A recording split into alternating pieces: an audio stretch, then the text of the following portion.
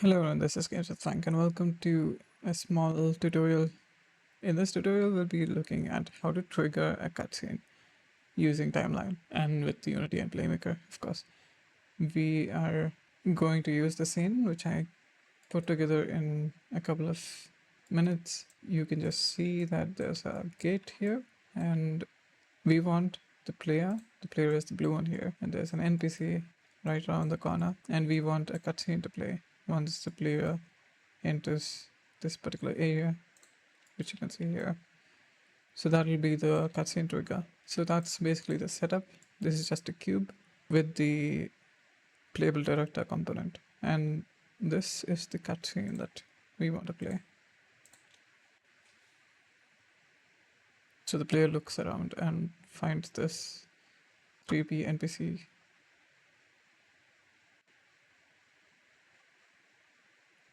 And that's basically the cutscene. So we want to play this. This need not be the cutscene that you are going to play, but you can use Timeline and Cinemachine to create wonderful cutscenes. You can check the official Unity tutorial series as well as Brackeys for a really crisp tutorial on that. And I'll select the cutscene component here. I'll come out of the preview and disable the playable director.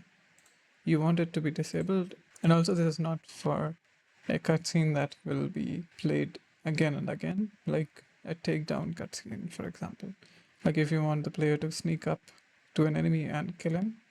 So that is a dynamic kind of cutscene that is played dynamically, and that has a different implementation. So I'll select this trigger, go to Playmaker, add an FSM, and I'll quickly add a trigger event. And since this is a box collider, I'll have the is trigger on. We want the collide tag to be player, and I'll send an event, say play cutscene. I'll drag this out and hold control so that it creates a new state. I'll just drag the playable director component and I can just enable it. And this is only for a one-time cutscene, and I'll enable it here. And after the cutscene, you could probably destroy the component. So I'll just go to player, the player cube, and make sure the tag is set to player. Once that is done, I can just play.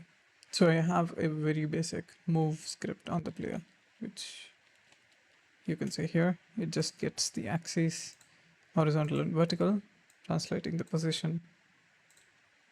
And it has a rigid body to detect the collisions, and that's why the trigger